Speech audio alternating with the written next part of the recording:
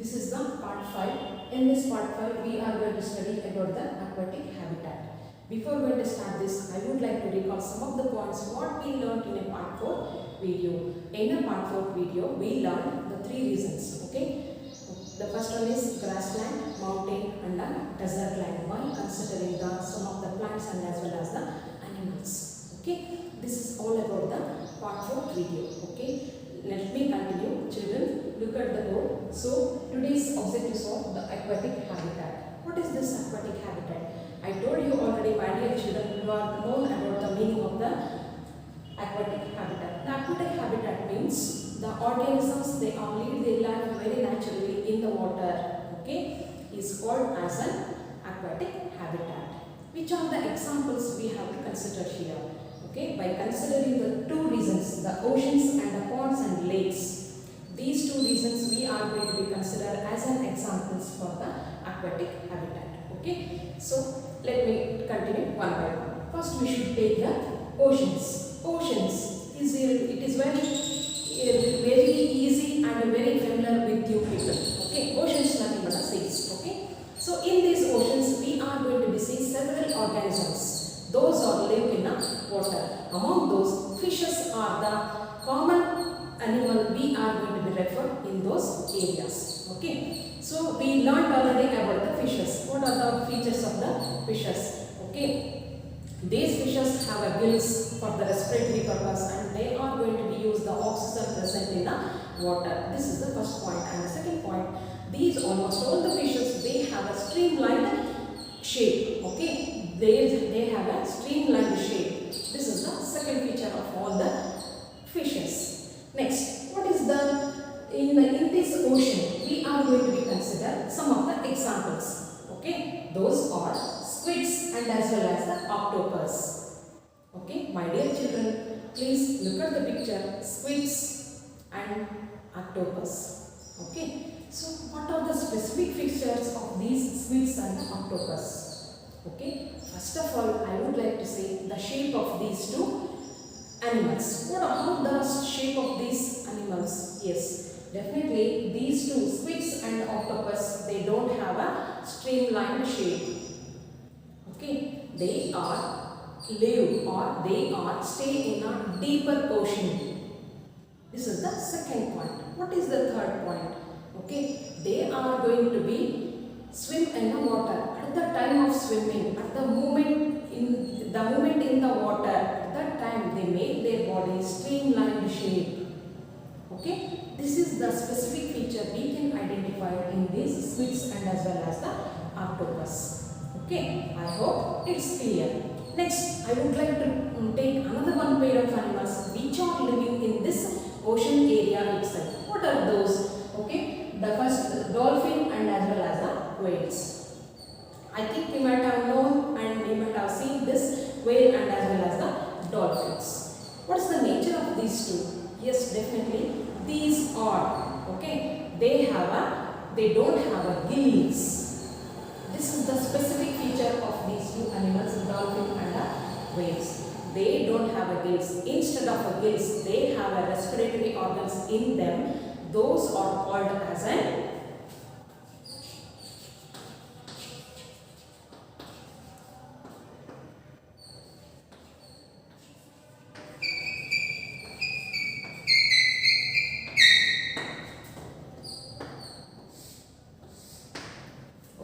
so my dear children, so in this dolphin and the whales, okay, they have a respiratory organs called as a nostrils or blowholes. Okay, how these are going to be respired? Yes, these are going to be respired in the air as like us. We are breathing the air. Okay, in that air oxygen is present. Okay, in the same way, these 2 animals, dolphin and the whales, they are using their oxygen present in the air. This is the specific feature of these 2 animals. Now, what is the location of this nostrils? Are their blowholes. Okay, we are going to be identifying these nostrils in the upper part of the head of these 2 dolphin and as well as the whales. This is the most important feature of these 2 animals. Okay, so now until now we discussed about the squids and octopus, dolphin and whales. These are the animals we can identify in the oceans. These are representing some of the specific features rather than the fishes. Okay, I hope it's clear. Next, we should move on to the second one, that is the ponds and the lakes. Children, you are very well known about the ponds and lakes. Surrounding of you, you have seen many times or several times.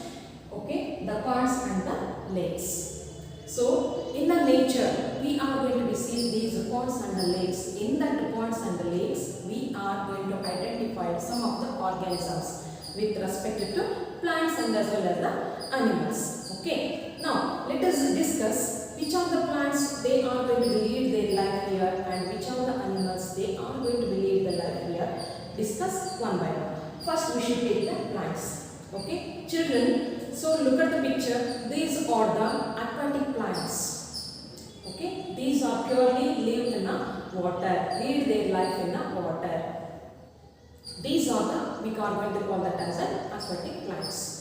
Okay, so what's the nature of these plants? If we could have studied the nature of the plant, we are referring the three parts. What are those? Roots, stem and as well as the leaves. Okay, so how the nature of these roots in aquatic plants? Let us study first. Okay, so in these aquatic plants, the roots are reducing size. Reduce means shorten in size.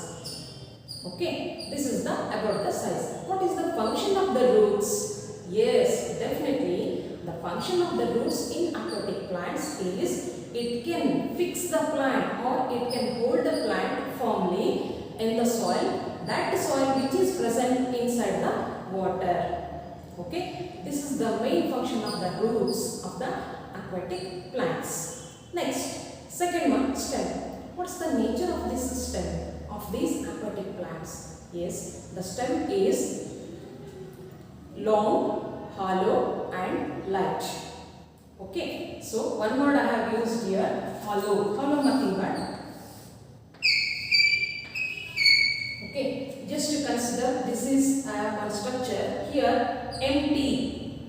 Okay, so like this structure we can call that as a hollow. Means the aquatic plant's stem is hollow, long and light. This is the main feature of the stems where they are live in the water. Okay, next we should move on to the leaves. What's the nature of these leaves? Okay, almost all you might have seen. Okay, several of plants.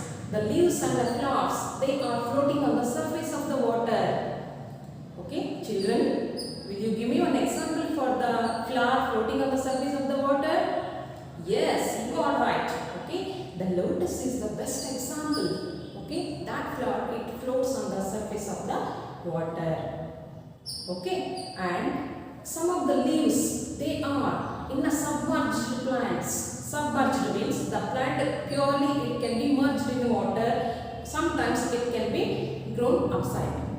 Okay, so the submerged water plants, in that plants they have leaves. Those leaves they are okay very long and they are okay and they are ribbon-like structure.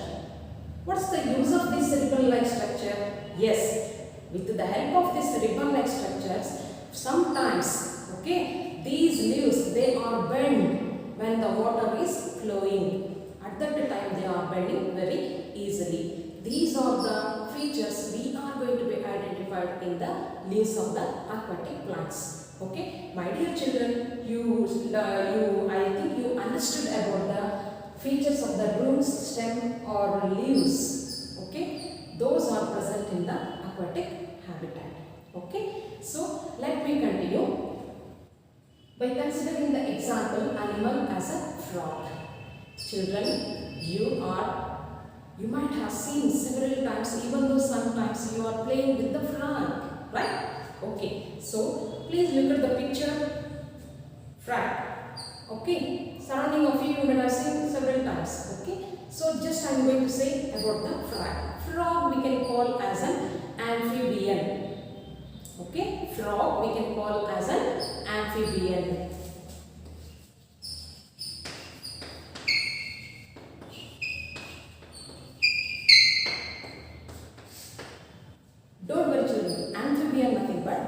the animals which are live in the water and as well as on the land. Such type of animals we are called as amphibians. I hope it's clear. The best example for the amphibian is frog. Okay, children, please look at the legs of the frog. Means the back legs of the frog are very strong. Why they are strong? Yes, because there is one intention or there is one reason. Okay, when the frog is leaping,